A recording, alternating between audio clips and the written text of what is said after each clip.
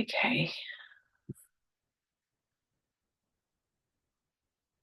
Welcome everybody to another temple class of Nocturna Mystica. And we are going to be unraveling and discussing and exploring esoteric feminine mysteries through the Miriam lineage tonight and try to gain a deeper understanding of the sacred feminine together. Whether you found this space through your intuition, through your own curiosity, or purely just by chance, know this that you didn't arrive here by accident. You were called. You were called by the Great Mother, and even if your mind doesn't fully understand it, even if your body feels a little hesitant or unsure, something deeper, something ancient answered the invitation. Because when I received the name Nocturna Mystica, which actually means the mysteries of the night, of the dark, the void, and the womb, um, I knew that it is a portal and it is the portal space. And I am so honored to be here with you all on this powerful 777 gateway today, which is purely a numerological and a cosmic passage that aligns us with the primordial intelligence of the feminine, the seven force, the mystery, the carrier wave of the divine memory, which is encoded in matter. And today is not a typical class. I would say it is kind of like an initiatory space, a womb space, a remembering space. And tonight we are going to be journeying together and not just through some teachings and, chatting, but through our own body's remembrance. And many of us have spent years, even lifetimes, searching for truth through the books, through teachers, through systems and ideologies. But what if your womb already remembers, right? What if your blood carries a wisdom your mind was taught to forget? You may not fully know what drew you here, but the body knows. Your body knows, your blood knows, your womb knows. So tonight we are going to explore how spiritual discernment begins not in the mind, but in the body. And we will enter the waters of epigenetics, how ancestral trauma, memory, and spiritual gifts are passed through the womb.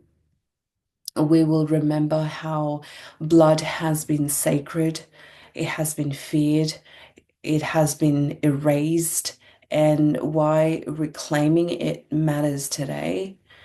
And we will be diving into the geometry of the womb, how sacred structures and spirals mirror her design, and how those codes were intentionally distorted through religious trauma and empires.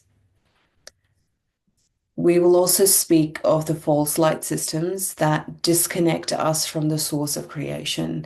And we will walk alongside the Miriam Codex of Anna, of Mary, and Mary Magdalena, the women of blood, the women of breath, and the women of sacred power. Tonight we will be also descending into the void with the Black Madonna, and we will rise through the spiral of this remembrance. And this same spiral I walked through my own pilgrimage when I went to Portugal, when I walked through Fatima, when I walked through Sintra, through this small town called Montijo and Setúbal, where the ancient stones and the caves and the ocean and spirit showed me that what was never truly lost. And this space does not bypass pain, and we will not erase the grief of colonial trauma, of war, of religious suppression, and racial pain or feminine erasure, right? We are going to try to hold it together. We will try to name it together, and we will try to alchemize it together. But we do so together in the womb of the collective memory and in the body of the Great Mother. So if you feel like you have been circling in the same spiritual wounds, and if you feel the pull of something mythic and familiar, right, but you don't know how to name it, and if you've never felt fully seen in the New Age spaces that has left your body and blood behind, this is your space. And I am so honored that you have allowed the spiral guide you home to you.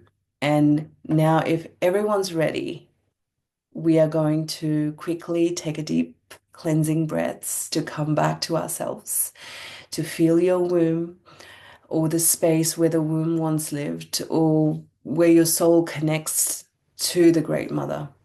Okay, so allow yourself to soften. Take a deep breath, close your eyes.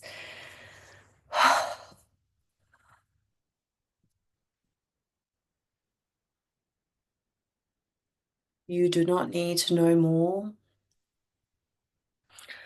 You do not need to be ready. Allow yourself to move a little bit as well. Like if you feel like you want to spiral a little bit, like with swaying, a little bit of swaying is always good. It always grounds me and my body. You just have to be willing to remember. So let us begin. Taking a deep breath in through your nose and out through your mouth. You may let out a sigh or a hum or a ah. Let the outside world fall away and let your breath become the only thing that matters now. Inhale deeply into the heart and exhale slowly into the womb.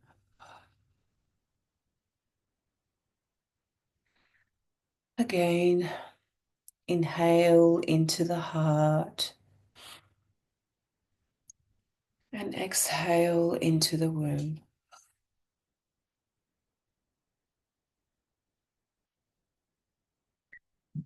Feel yourself softening. Let your shoulders melt. Let go of all the weight that you have been carrying on your shoulders. Fall away, eyes closed, going into your body. Unclench your jaw. Let the belly round and open. And feel the earth rise to hold you. Now grounding into your body, bringing one hand to your heart and one hand on your womb. Feel the pulse between them.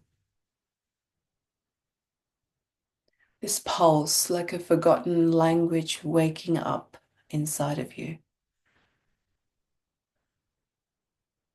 Telling yourself that this is not the place to think.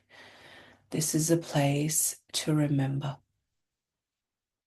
Breathe into your body. Breathe into the place where you once bled or where you still do.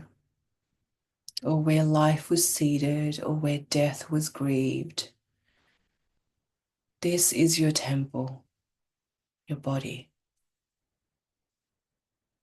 Now see before you a golden, glowing red thread, and it is as fine as the most beautiful silk and as ancient as bones.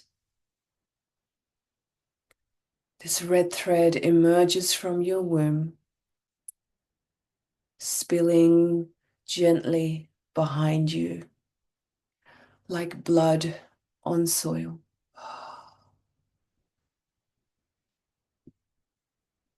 Following this red thread through your mother's womb, her mother's womb, and her mother's womb, and hers. See the thread stretch through the generations, through migrations, through wars, through womb losses and births.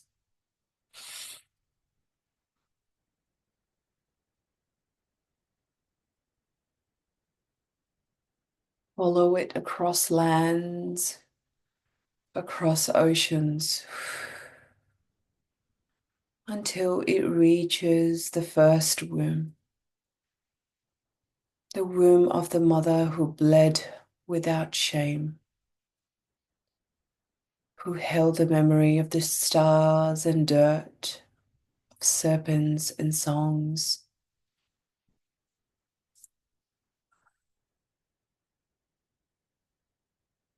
Now visualizing a spiral in front of you, and I now invite you to step into that spiral, into the spiral, inside the spiral.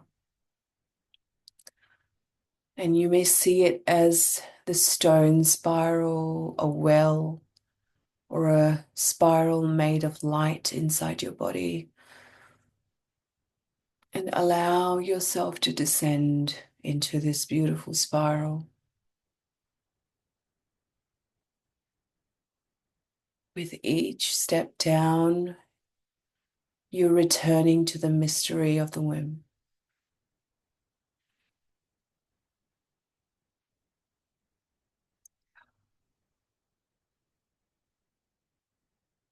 I walked the spiral in my pilgrimage while bleeding on the lands of the mother, and in every drop of blood I remembered what my mind had forgotten. So I truly urge you to remember and let your womb speak now.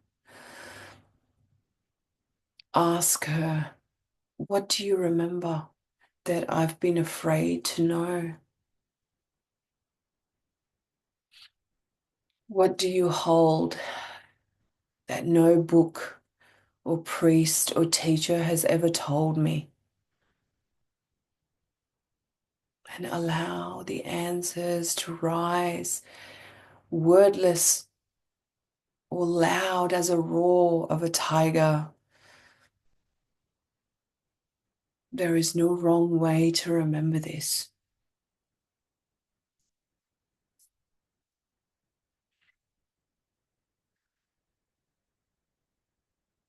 With your hands still on the heart and womb, breathe in the spiral.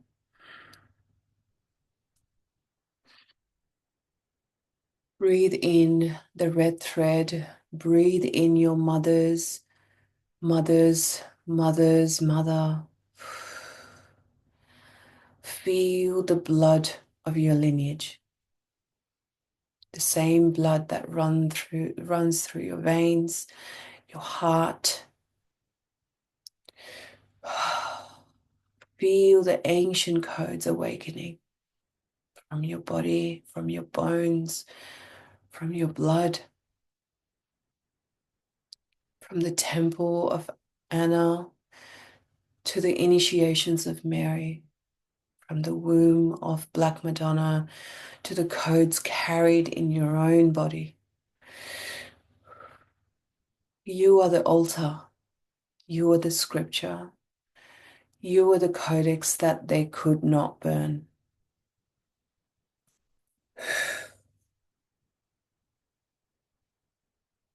This land a little bit and find that stillness in your body, in your heart, in your blood, in your wombs, in your bones. And in this space of stillness, whisper to your womb, I'm listening to you and I am ready to remember. Let what is true rise through me now, allowing the silence to speak.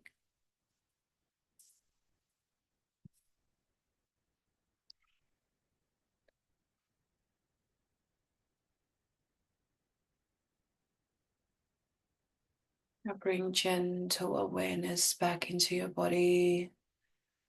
Sway your hips or wiggle your fingers or your toes, noticing your breath and knowing that the spiral lives through you, lives inside you. And you are not here by accident. You heard the call, you answered the call through your bloodlines and through your breath and through your blood. And may this temple class, this gathering, this sacred gathering, be a homecoming to us, to all of us, to our wombs, to our wisdom, and to our divine remembrance. And when you're ready, you can open your eyes.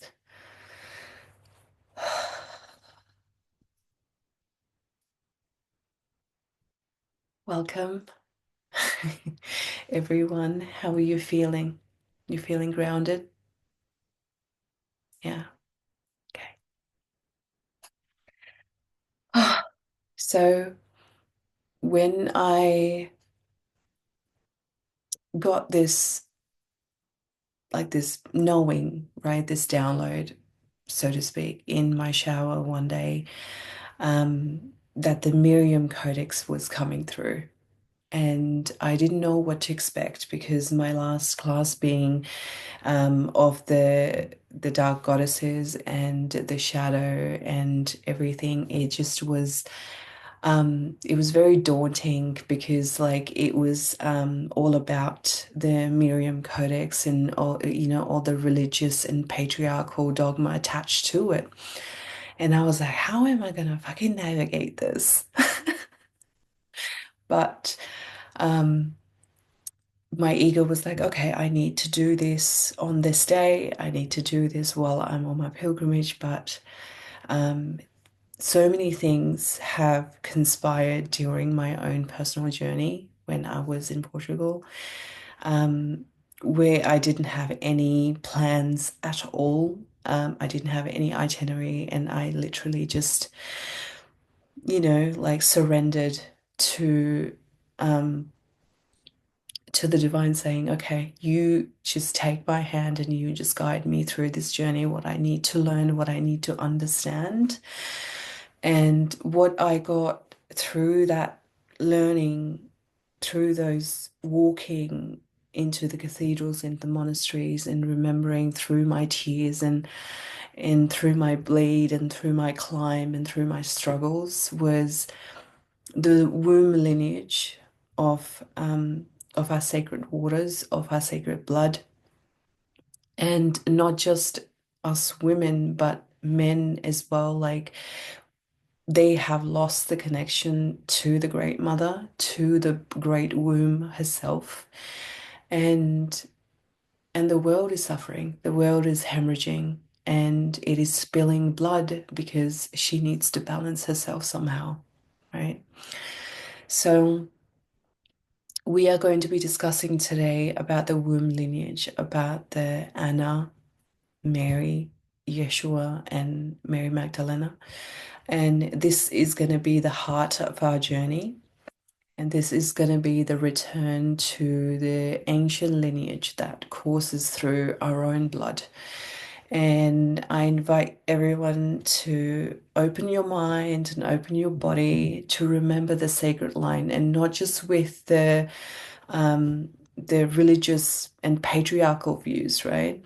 But that began with Anna, that continues with Mary, and now it's embodied in Yeshua and Magdalena, and ultimately in every one of us now. So we are just going to talk about the priestess path of Anna. And I know Cassia, you read the books about the grandmother of Jesus, and like we had a lot of discussions last year about this as well, about Anna, and that also inspired me to read her book. Emily, there is a book, Grandmother of Jesus, and I think there is two books now, right? I haven't got my hands on the second one, but it's an amazing read. So to talk about Anna, let me just quickly turn up my heater. It's really, really cold. Okay. We're going to be talking about the priestess path of Anna first. So imagine Anna, the grandmother of Jesus, being more than just a name in an ancient text, because when I was talking about her in Portugal, they were like, oh, you're talking about the Saint Anna, like the Mother Mary's mom and all that, but she is more like a saint rather than a divine, revered, divine feminine figure. But for me, she was, she is a picture of like a high priestess, the one who chose the sacred path of initiation in the mystery school, long before our current paradigms of spirituality was even defined. In the hidden, temples of the old, Anna followed these rigorous initiations and rites of passage that was meant not just to honor the divine feminine, but to awaken it through her. And these mystery initiations were her way of cultivating a sacred womb, a portal into the depths of creation itself. And her journey, Anna's process, was one of transformation, like a deep, very deep alchemical work within her inner sanctum, through arduous rituals, through fasting, through sacred dancing and communion with the elements. She was able to hone in the sacred codes of feminine power. And her initiations were designed to awaken the memory of the mother, and her in resulting in her own very womb became the conduit for the divine frequency. So it was kind of like a map of remembrance, knowing that this lineage is not a myth or a fable or, some story that someone told, but it is actually a map of remembrance inscribed in the genetic memories in each of us, because she lives in each of us through our wombs, through our blood. And when we speak of the Miriam Codex, we refer to this vibrant, living blueprint that Anna carried herself. A codex, a kind of like a codex encoded in the red thread of our own ancestry through our blood and through our wombs, right? This is how I understood. Um, and there was another aspect of the rose womb teachings of Mary. So, following in Anna's footsteps, Mary, another luminous embodiment of the divine feminine, she embraced a similar path, but Mary's journey took on a particular nuance. Like in her, we see the emergence of what I call the rose womb teachings, right? So the rose as a symbol as well, like it holds the Fibonacci codes, and it always has been a potent symbol, like a symbol of beauty and the born of complexity and of delicate petals that conceals the thorn. And for Mary, the rose represents the harmonious conversions of passion, of pain, and profound remembrance. And this this aha moment was when I actually went to a cathedral in Porto where we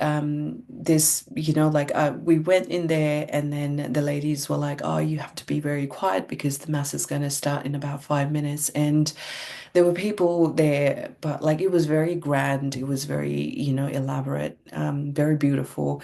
But like as soon as I stepped into the cathedral, so much grief and sorrow was there. Like it was so overwhelming. And when I started to walk around the cathedral, I saw how they portrayed like different emotional state of Mary, how she, like the Mary before she conceived. Mary when she conceived Jesus, Mary when Jesus was born, Mary when, like Jesus was dying, like her holding her son, and Mary after the death of Jesus, and, like all of the different aspects of Mary and her emotional state. And through this rose womb that Mary channeled the higher healing frequencies necessary for the next phase of the lineage, like because she was a divine being conceived with immaculate conception herself. She was, like a conduit for those frequencies for the next phase of the lineage. And it was kind of like a conscious alignment, right? Unlike the accidental narrative of a miracle, Mary's Immaculate Conception was a deliberate, conscious alignment with divine frequency, right? And it wasn't, how you saw, oh, it was a miracle magic. No, it wasn't. It was a result of a profound embodied practices of ancient rites, the cultivation of a sacred space within her, and the intentional activation of these ancestral codes through Anna. And in her Immaculate Conception, we see a defiant reclaiming of power and assertion that divine creation is a conscious art. So there was this aha moment when I kind of like, was this grief was so overwhelming. I had to sit down and I was like, oh my God, like I have never seen so many aspects of Mary, and why is there so many aspects of her? And I went there and I asked the ladies, I'm like, oh, well, it has always been like this, like it's like our Nossa Senhora, the sorrows, the grief, there's so many things. Um, and I never understood, like, because, for me, not being a Christian or anything, like, Mother Mary's a Mother Mary. But like I never understood so many emotional aspects that she had to actually anchor and um, activate within herself, right? So, and Yeshua being the embodiment of reawakened memory. And then comes Yeshua, not as a product of human accident, right? Like he was not, but but as the culmination of this awakened feminine lineage. And this is something that is never talked about, is the feminine lineage through Anna, through Mary, through I don't know how many generations before Anna where she got initiated. And in every teachings, every parable, there is an echo of this ancient mystery. right? And Jesus represents the living incarnation of these passed down teachings, a bearer of the coded memories from Anna and Mary. And there is Mary Magdalene, and she was not separate from this lineage. She was like a living chalice, a holy grail, through which the teachings of the rose took root in the world, like as if she conceived all of that, and then she gave birth to the teachings, gave it as a gift to the world. And like that little chalice, that goblet with the blood in the church as well, how they kind of give the wine. I find it, maybe through my perspective, it is kind of like a womb holding the blood, and like you're drinking the blood as like as like a living chalice, the teachings of the rose, which took root in all of us. She carried the womb codes not only as a beloved of Jesus, but as a priestess initiated in the same mystery school, encoded in the oils, encoded in the, I think, anointing rites and the sacred union. And in this lineage, Anna conceived and Mary birthed, and Magdalena anchored that frequency. So that is the culmination of the Miriam Codex. So she held the frequency of the resurrection, not just of a body, right? Not like, oh, Jesus died and he's gonna, you know, be born again or rebirth, but of the divine feminine returning through us now. Right. And this is something that I experienced when I walked the spiral in, like, there was like a initiation well in Sintra. We went to see the castles, and that day, my God, it was like a climb, and I was bleeding, and it was like a massive journey for me because I was angry, I was upset, I was screaming at my husband. I was saying, I'm like giving up the towel, I'm not walking, get me the bus, get me the taxi. Nothing was coming. There was no taxi to be found. Even the bus kind of like made us walk because like the bus couldn't pass. So as if I had to do all that climb and all that walking to understand when I reached that initiation well. And I heard the people, one of the guide, I eavesdropped, and he was like, "Oh, this is kind of like this in the times of the Knight Templar in the 15th, 16th century. The initiates of the Knights Templar used to use this initiation well to go down through the 9 levels of the well to go into the bottom. And in the bottom, there was like a Rosicrucian cross."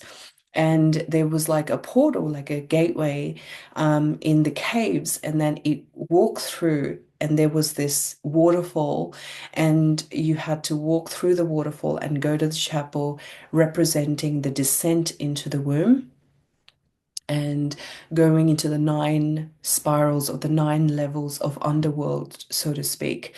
Go into the womb and going into the waterfall through the birth portal of breaking the waters and walking. You know how, like they say, that Jesus walked on top of the water.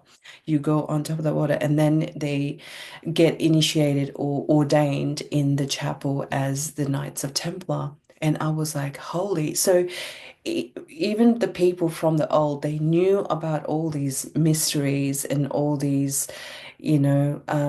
rites, and it was hidden. Why? Because the feminine has always been the anchor, right? And even like the Jesus's life was a testament to what happens when one embodies the ancient wisdom of the womb. And through his teachings, he called on all of the humanity to remember the sacred architecture of our own being, the red thread of our own ancestral memory, the sacred geometry of our own inner world, the power of our own blood as a living testament to our origin. And his existence reaffirms that these are not isolated legends or, stories. They are living processes that continue to echo in each of us. And the Miriam Codex is not simply an external doctrine, right? It is uh, like a scribe inside of ourselves, in our being, in our fractals, in the rhythm of our bodies, and in the quiet moments when, our breath meets our heartbeat. So this was something that I had to anchor in my own journey, and let us, just anchor this for our work today. Like as we begin our journey through this class, I want everyone to hold this image in our minds, right? Like Anna, the revered priestess, sowing the sacred seeds, and Mary blossoming into the radiant keeper of the rose womb. Yeshua being the living bridge that carries these memories forward, and through Magdalena, who actually anchors all these memories for humanity. Because this lineage is our inheritance, a luminous but sometimes very painful memory that calls us to reclaim our power and our wisdom, not through spiritual dogma, not through colonial, uh, patriarchal, empire bullshit. This is a living codex that has been passed down through generations, hidden within our own DNA, and it's awaiting the moment of reawakening. And as we move forward, we carry this foundation in our hearts, right? If we carry this foundation, that this is the seed of our journey, this is the initiation of a remembrance that transcends time and space, a remembrance of the sacred feminine, of the mysterious power that flows from Anna to Mary to Jesus, Yeshua, and Mary Magdalene, and ultimately back to you. Yeah. How do we feel about that? Any questions or any share?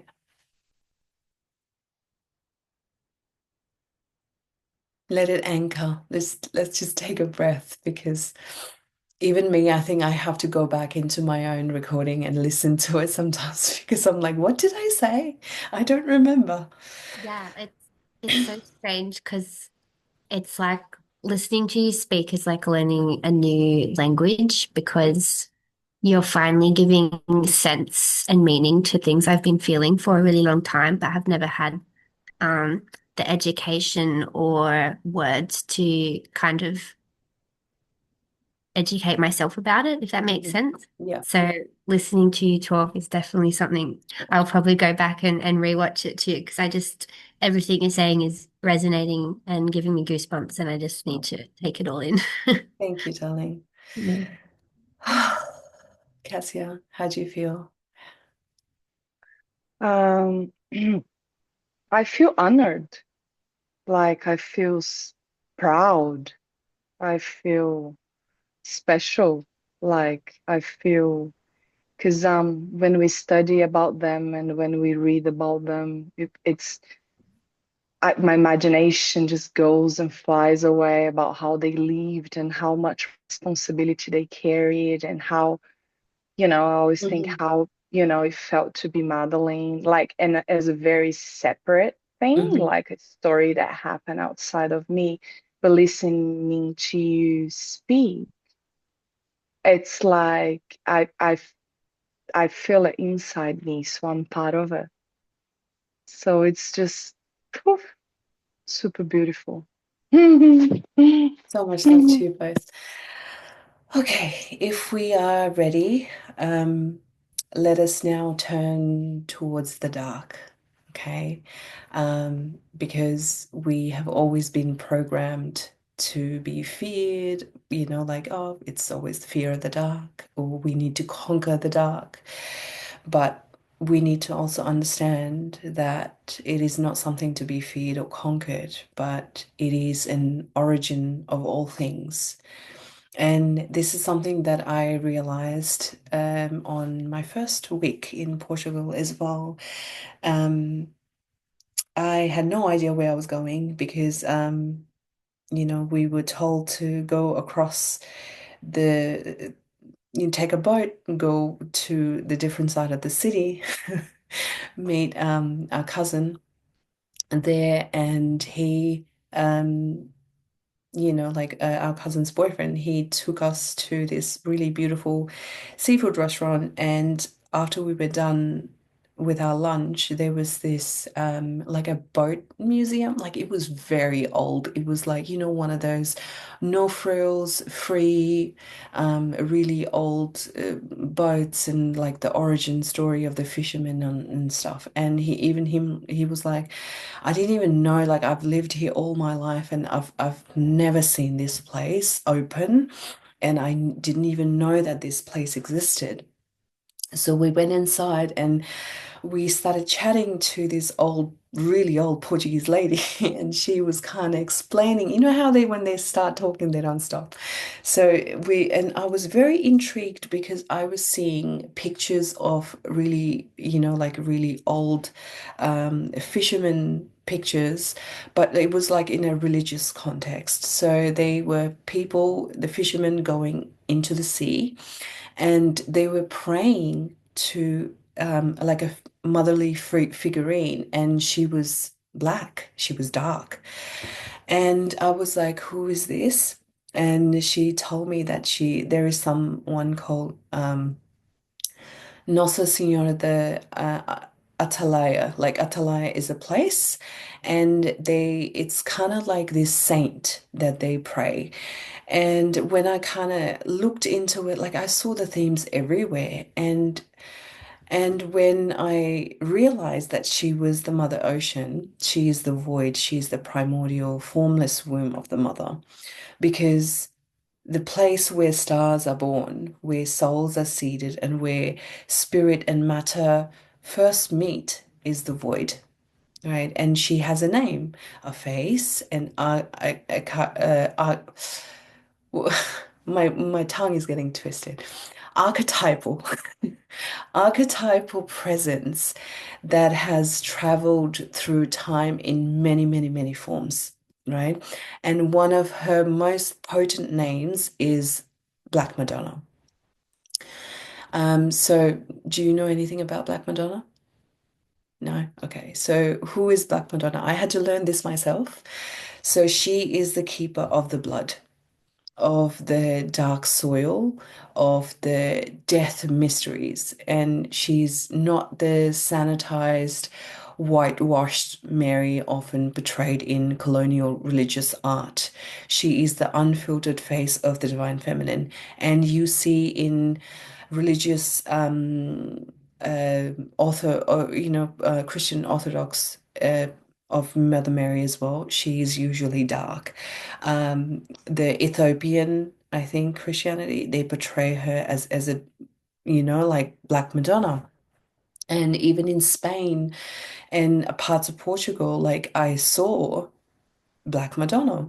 So she is unfiltered face of divine feminine, meaning that she is raw, she is earthbound, so she is like Earth Mother, blood soaked, and she's alive. And across these places, she was hidden in plain sight, right? She was appearing in cathedrals and mountains and shrines and caves. And I started like researching about her, and apparently from Montserrat in Spain to Lipoi in France, from Fatima, even in Portugal, to Atalaya, a small little town, fisher town in near Lisbon, where the red waters flow.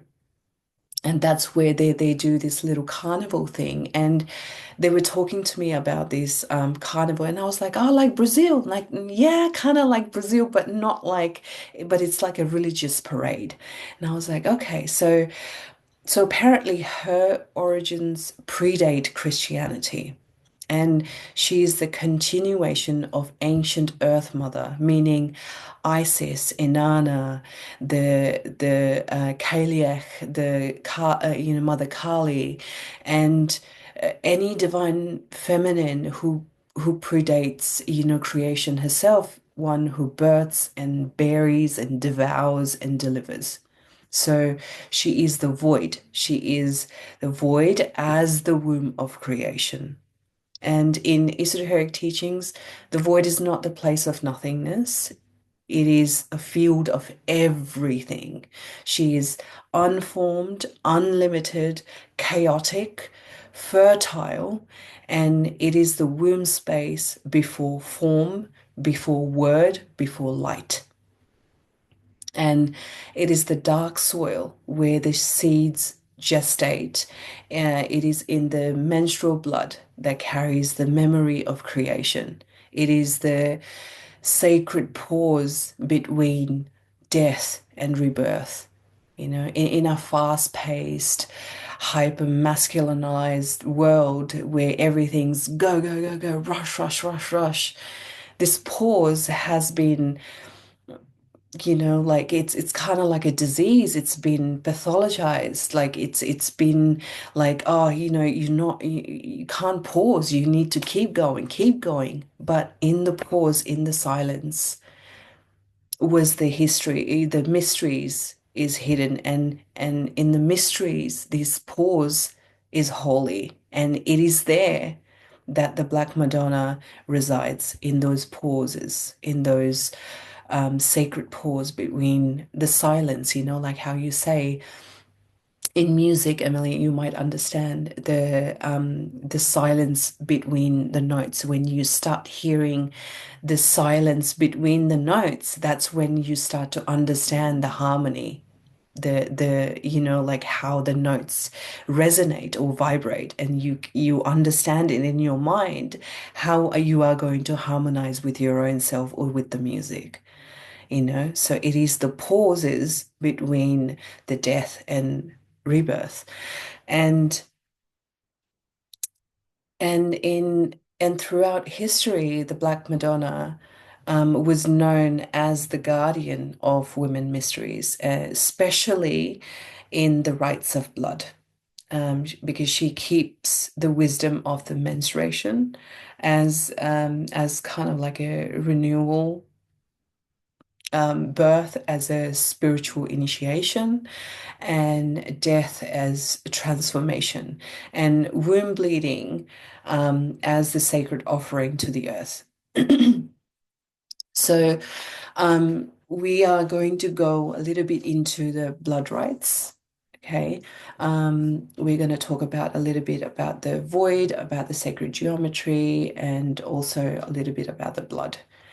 So, are you guys happy for me to continue talking? Yeah, okay. So, in the old temples, um, before war, before the invasion, before colonization, before patriarchy, blood was not shameful, and blood was not spilled in wars. It was a substance of spirit, and it was a sacrament, and it still is, it's a sacrament, an anointing of the divine feminine. And it still says, like in the church, they still say blood, and like blood of Jesus or the body of Jesus. So it is still a substance of spirit, a sacrament, right? And the Black Madonna stands as an unshakable witness to all that has been lost, all that has been erased and desecrated in the name of progress and religion. And yet, she's never left. She has not abandoned us, right? She's not just like a symbolic figure, but she's deeply encoded in the design of creation itself. Okay. So to kind of give this explanation, we look at Vesica Pisca, like this sacred geometry form, that almond-shaped portal formed when the two circle intersect, like how you say it, like that, right? Is a geometric representation of a vaginal opening.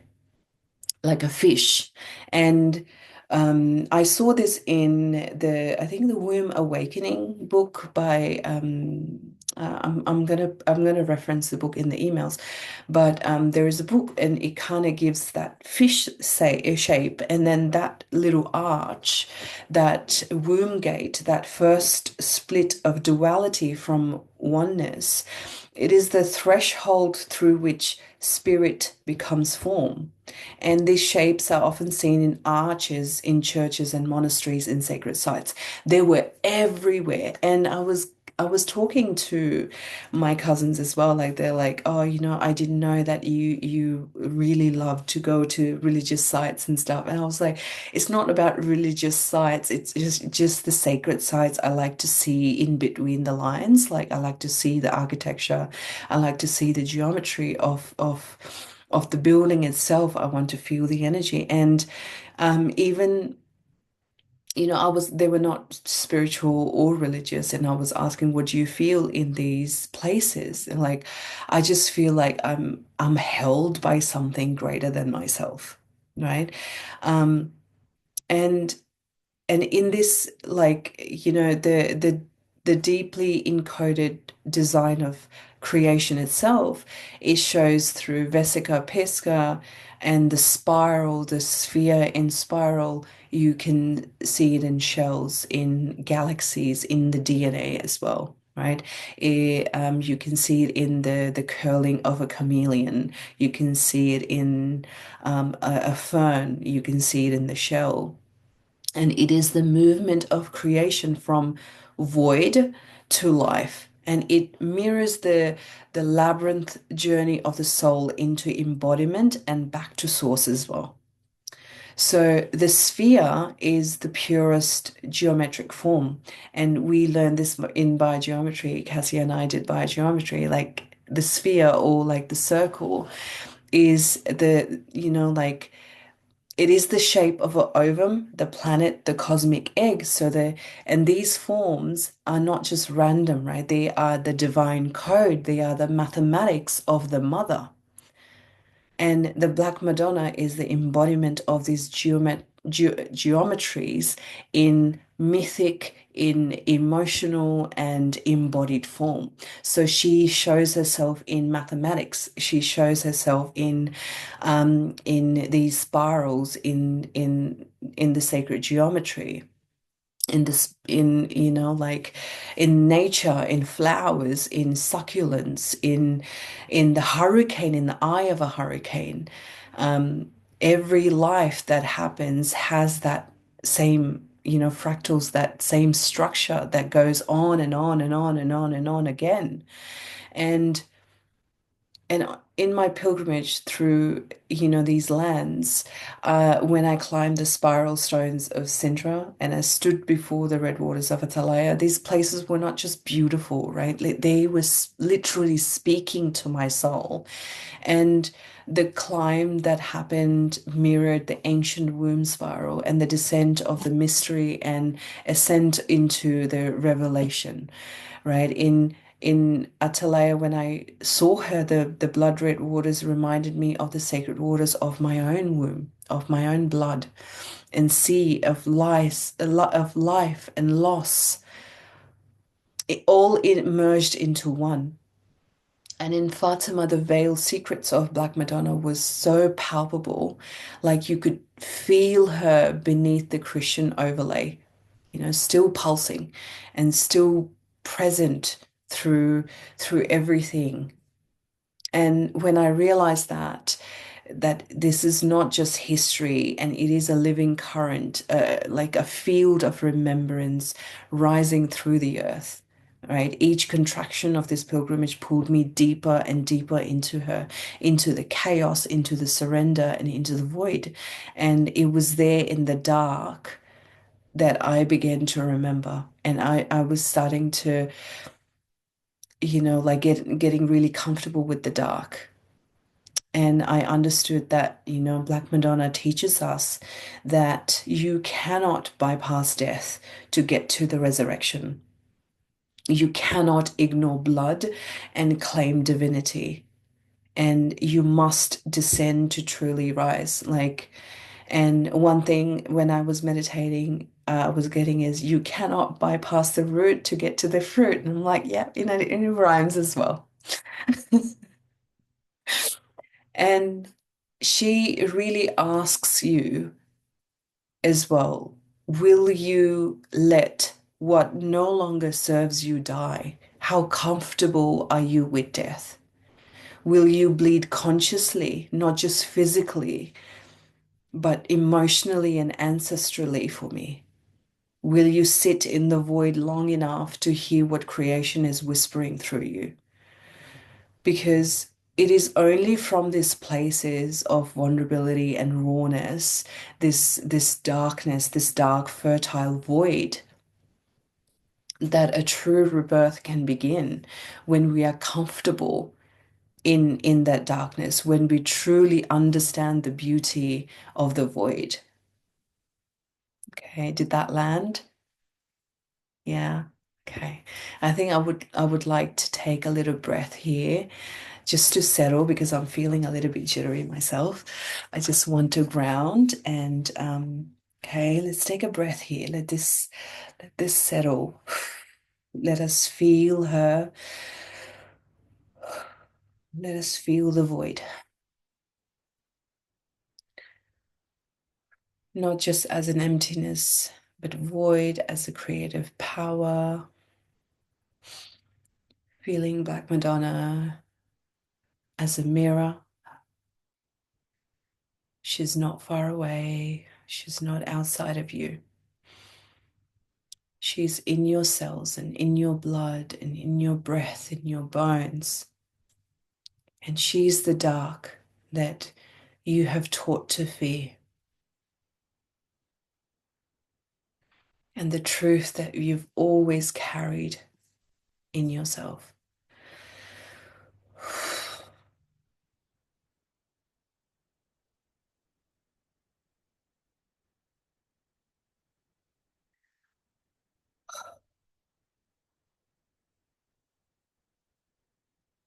Oh, that was big. That was a big one. Oh, so are we ready to continue? Okay. So not much left now. I think we are going to be discussing about what is in here. Let me just quickly see through my notes. So we are going to be talking about blood as a spiritual substance. We're going to go a little bit into epigenetics and a little bit into colonization and demonization of blood through times, and a little bit into quantum creation. And then we're going to go into meditation to close this space. Okay. So blood as a spiritual substance. Have you guys heard of epigenetics? Yes and no. Okay.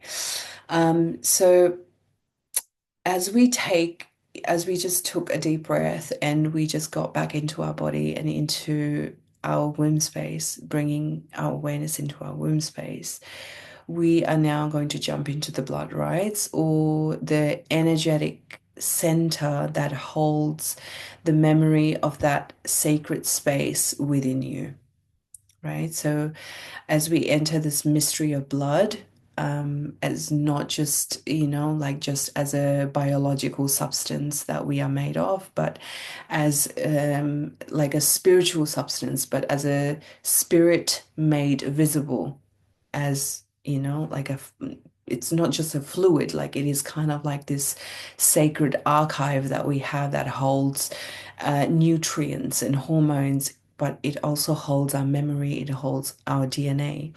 And every drop of your blood or our blood carries the stories of our ancestors, of their joys, of their grief, of their heartbreaks and their resilience, the trauma that they have endured and the dreams that they have carried, any prayers that they might have prayed under the same moon that watches over us now. And when we think about that, like these celestial bodies that are present there that we don't even look, like day to day, and we forget that they're there.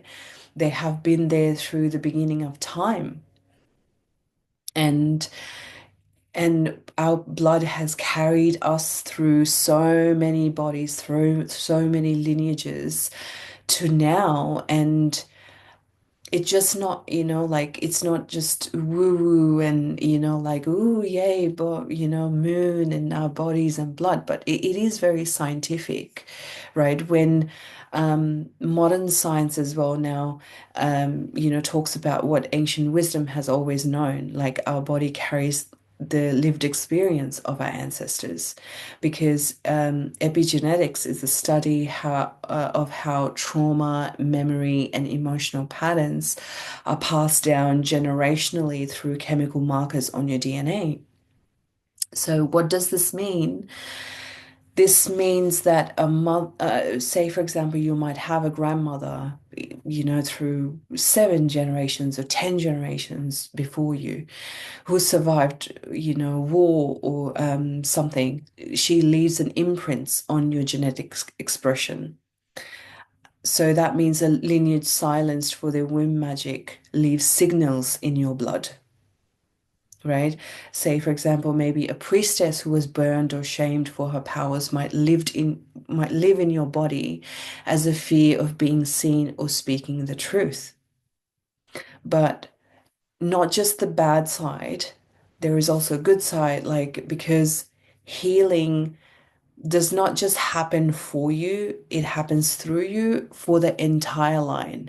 So when you become the living altar, a bridge between the past and the future, you have the power to alchemize those traumas, those trauma response, those genetic expression. Because in ancient times, blood rites was remembering what was sacred. Because in ancient cultures across the earth, blood rites are sacred ceremonies that initiate women into deep, deep power. Even in my culture, in Nepalese culture, there is something called a menak rites when the girls first bleed. She's given like a ceremony, welcoming her into womanhood and her ability to cycle with the moon.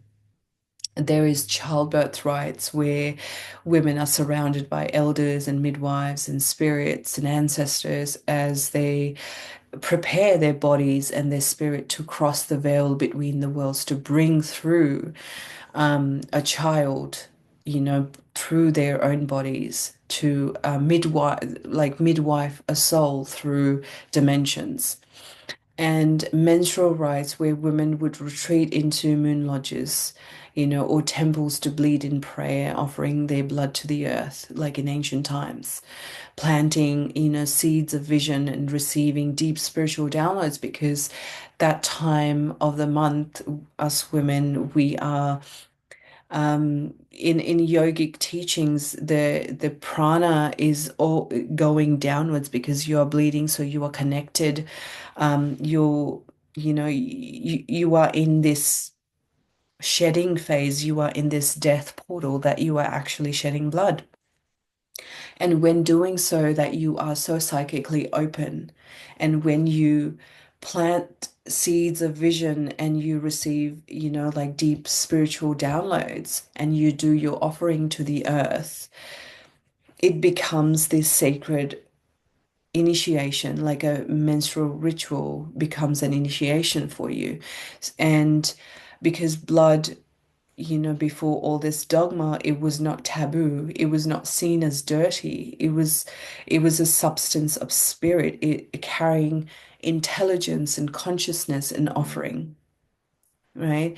And I see this, like even me growing up, like when I had my period, like we are not allowed to go in temples. We are not allowed to sit in um sacred ceremonies. We're not even allowed to go in the kitchens in old times. But times of changing, and people are understanding that, oh, it's just supernatural or mythical, whatever, but they do not understand that it was done because, like men dominated societies.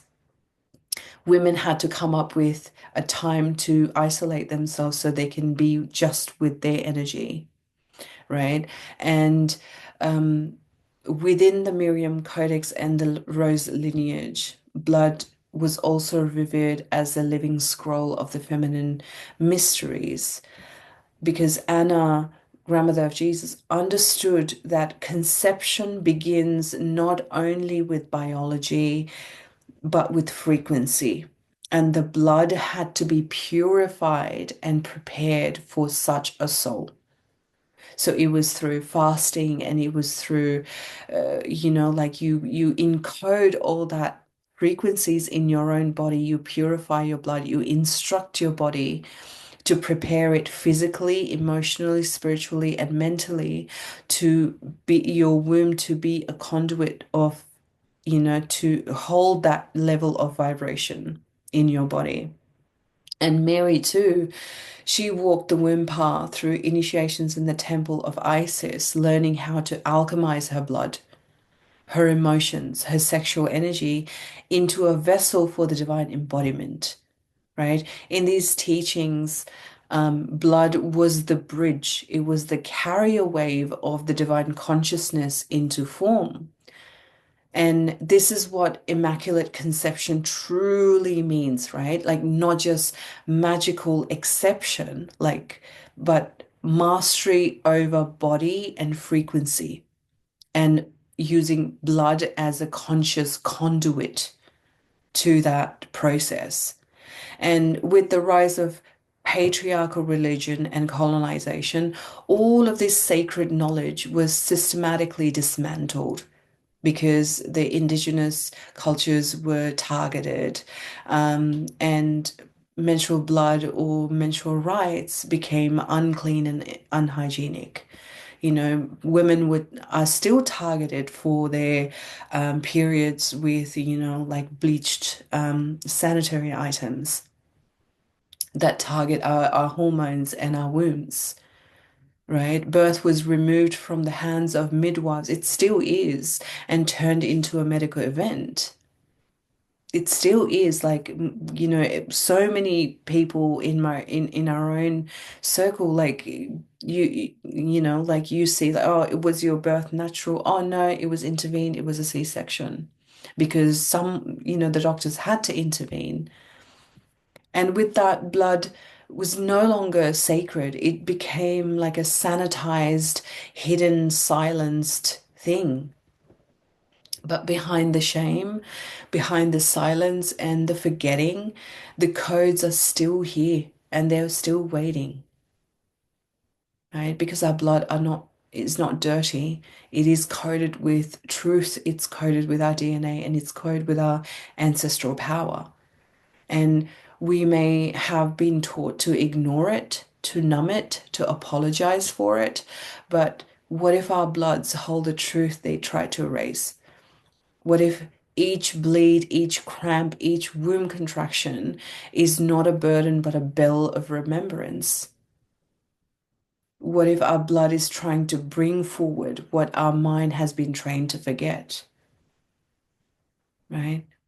I'm just gonna let a couple of seconds silence to really land this in our being, because I think I'm still landing, like I'm still understanding. And I just had that aha moment now. Like, I just finished my bleed like last week, and I didn't take any medications, I didn't take any Nurofen this time. Like, I literally wanted to sit with my pain. And I literally told my husband as well, like, when I finished, I was like, I didn't take one Nurofen or Panadol this time, like, because, yeah, whew, because our blood is not dirty. It's coded with truth, it's coded with sacred substance. It is an ancestral scroll passed hand to hand, womb to womb, through generations of women who remembered. And you're not just remembering for yourself. You're remembering for the line. You're remembering for your ancestry, and you're restoring the altar of the body. You're anointing your own lineage with your own conscious awareness. And in that act, you become the both healed and the healer. Okay. Oh, let us just take a deep breath just to anchor ourselves. Let's just anchor into our womb space and into our womb. And we're going to be entering into the architecture of creation because our womb is not just a metaphor, right? It is not only a biological vessel, it's a living temple. It is a cosmic design and the original sacred site from which all form emerges. And to understand the womb is to understand the entire cosmos. Because the geometry of the womb is where the matter and the spirit meet. That's where the conception happens in the physical as well. So, in the ancient mystery schools, from Egypt to Avalon, from India to wherever parts of the world, the womb was known as the seat of the soul, the chalice that holds both death and life, the void and form, contraction and expansion. And this wasn't just spiritual, it was architectural. So cathedrals, temples, ancient sanctuaries were built in her image, the Vesica Pisca. The almond shape formed by the intersection of two circles mirrors the shape of the yoni, the feminine, and the sacred gateway between the realms.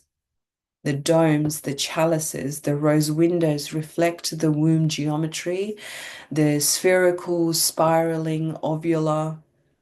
When you see, all these old temples, and they hold a certain frequency that when you go inside those cathedrals, you go inside these sacred sites, you feel the difference because these shapes were not chosen for aesthetic, as we learned in biogeometry as well. They were not, the ancients knew they didn't choose this for aesthetic.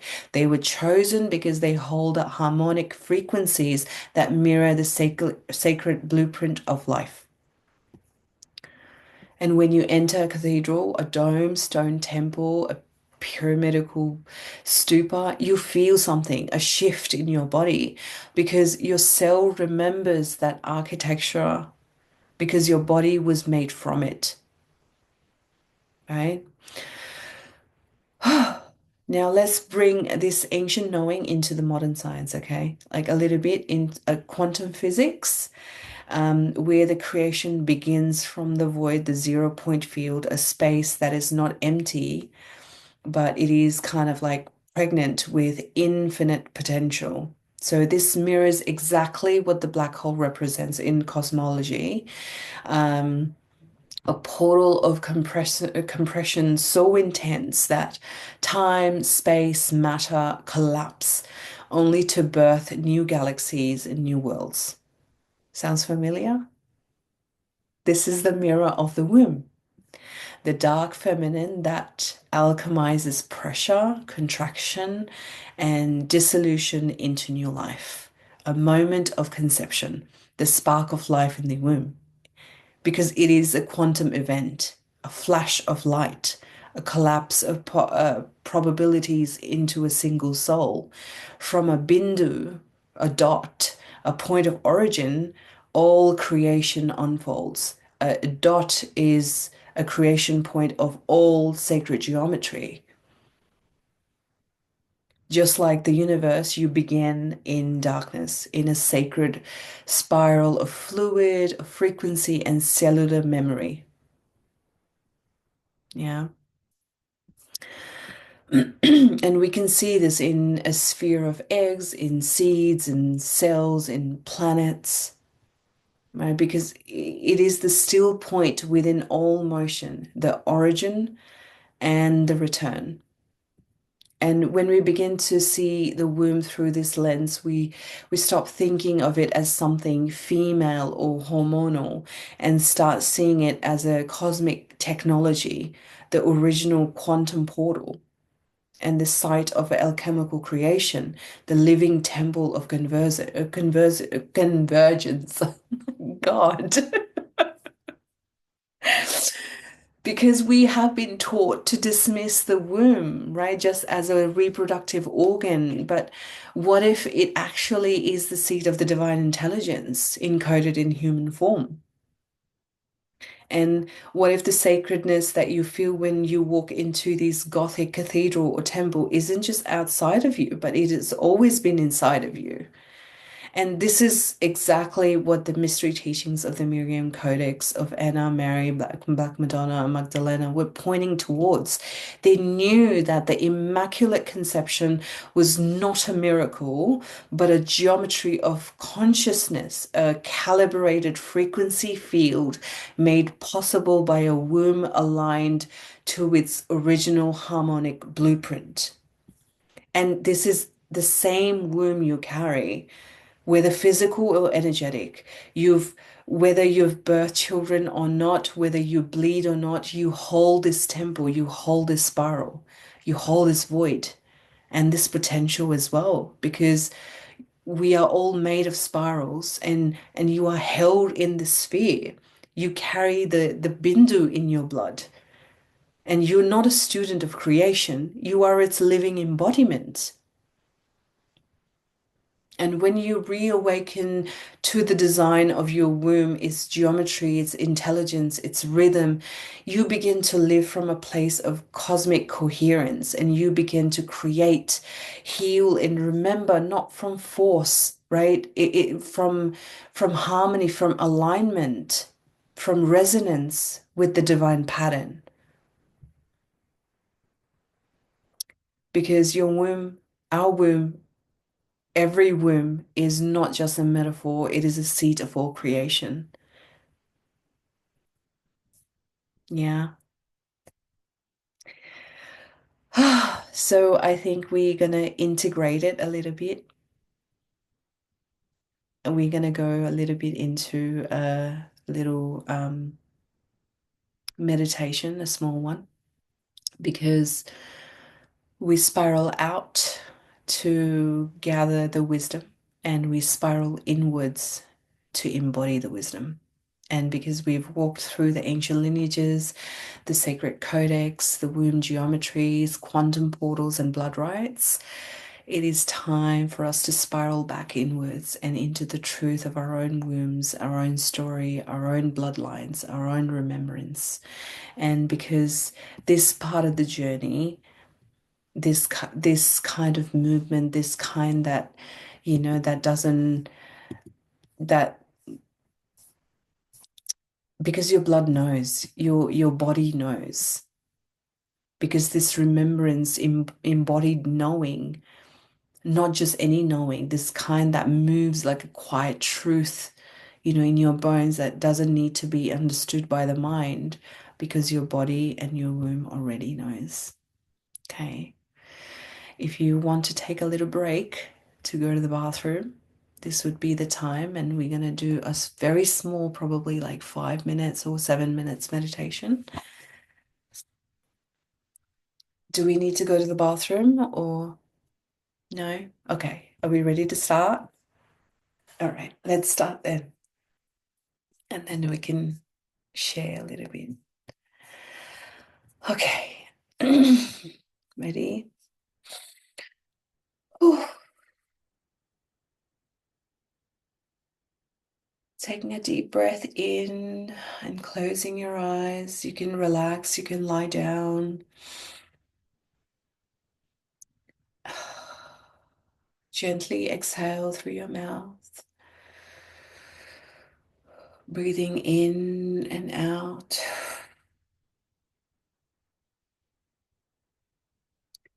Placing one hand on your heart and the other in your womb, your sacred vessel, your temple. Even if your physical womb is no longer present, her energetic intelligence is always there. Breathe into this connection. Heart and womb. Breathe in and out, above and below, heaven and earth, inside your very body. Let this breath become a thread stitching you back into yourself, back into the places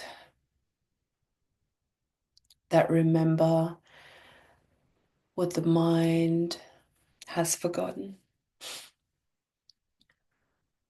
back into the body that has always known. Now, in your inner vision,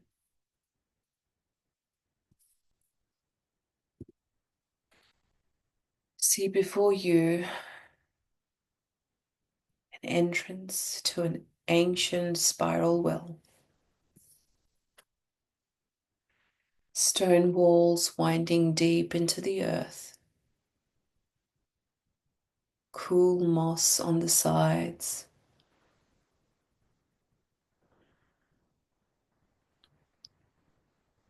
The water dripping through the walls and the stones.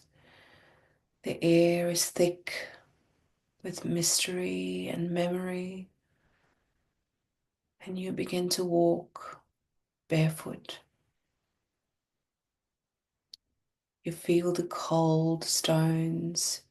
You feel the water. You feel the moss. And you walk, descending through time, and each step is a layer shedding. Each curve of the spiral peels back something hidden within yourself. And you feel the presence of your ancestors here. You feel your mother. You feel her mother and hers. And they're not behind you, they are in you. You keep walking until you reach the bottom where she is waiting, the Black Madonna, clothed in night, eyes full of galaxies, lips still wet with the silence of creation. She reaches for you without word, and her presence says that you're safe to return, you're safe to release, and you're safe to remember. As you step into her embrace, and suddenly your blood begins to stir. The blood in your veins begins to shimmer like glitter, as if it just awakened with her touch.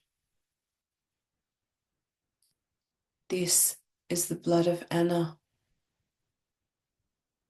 the grandmother of Jesus, the keeper of the first womb flame. This is the blood of Mary, who remembered her body as a divine geometry and chose to become a vessel of immaculate frequency. This is the blood of Magdalena, who anointed the feet of the Christ with oils and tears and remembered ecstasy as sacrament. And this is your blood. This is not your burden.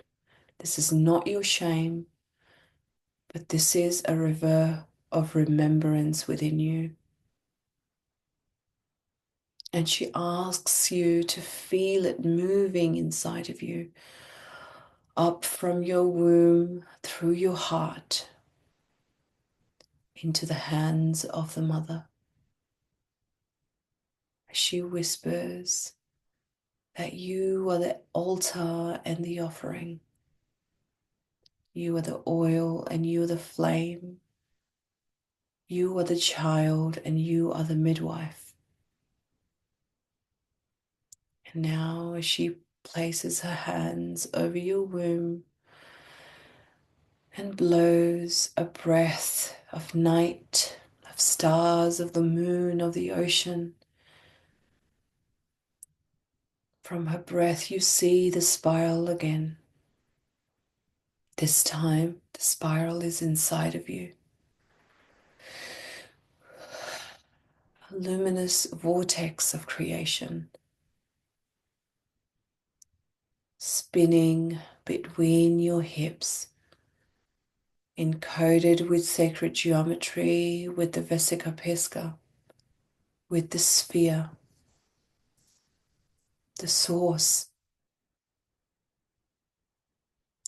You feel the darkness, you feel the void, but it is not empty. It is so full of potential, so full of memory, and full of unconditional love that your heart is bursting.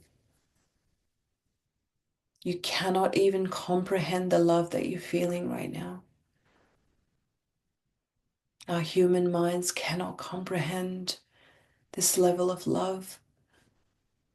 And into this spiral comes the presence of Mary, the Mary of Fatima, cloaked in white.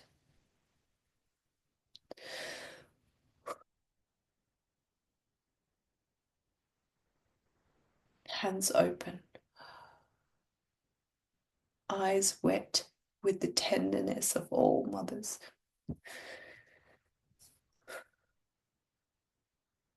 She steps forward and places her hand on your heart. And she speaks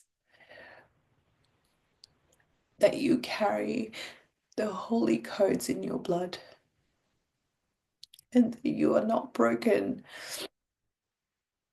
You are blossoming and you are not lost. You are spiraling home, back to yourself.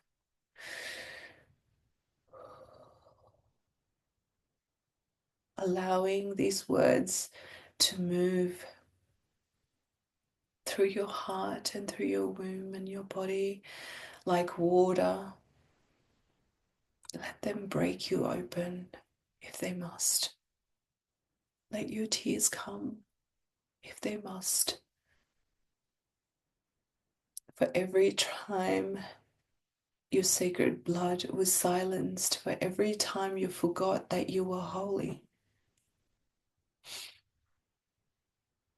let this be your return to the womb of Black Madonna, to the spiral of Anna, to the love of Mary, to your own blood, singing through your veins the truth of who you are.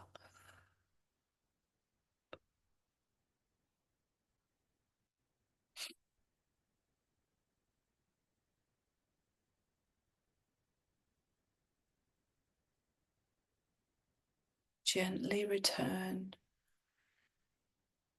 feeling your feet upon the earth and feeling your breath in your belly, feeling your womb pulsing with light and feeling your heart cracked open, yet so whole.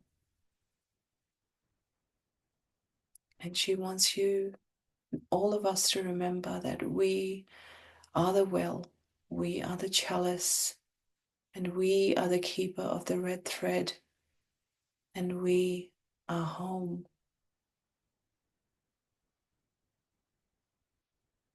And as we let these transmission anchor into our being, into our blood, into our bones, through our body, into the Akashic records of Mother Earth, as we send her love, as we send her peace, as we send her healing through these times of war and bloodshed, of pain and grief and sorrow, as we feel her pain,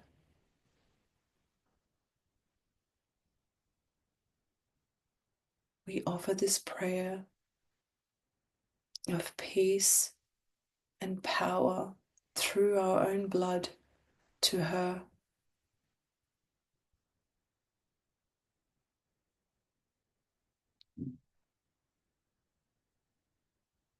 Slowly coming back into our bodies and into our breath, taking your time to slowly wiggle your toes and fingers, gently opening up our eyes.